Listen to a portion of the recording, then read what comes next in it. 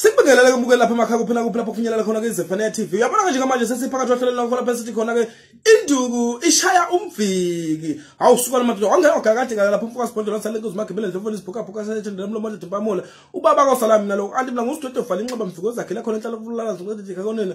Umatulutula amahla abanoze ingane zikosibonga maqethe zabalekela ntombi nemuka izinqe kunje la ngisalani ngoba salo mama nqumala. Nginsizwa yalena show endaweni yaseMpumazi lapha ngiqhamuka khona esigodi sasefenyana usuka lamadoda. Uyabona buka namhlanje izinto ishintshile.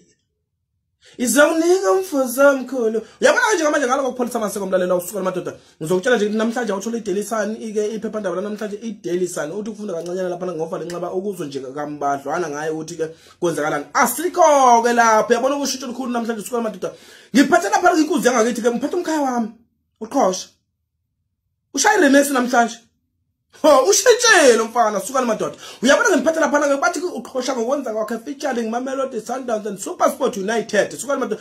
Bashaya remesi bathina abafana bathi ya Shimauze kutataza. Suka lamadoda awuyithokozele embuke lapha ekhaya.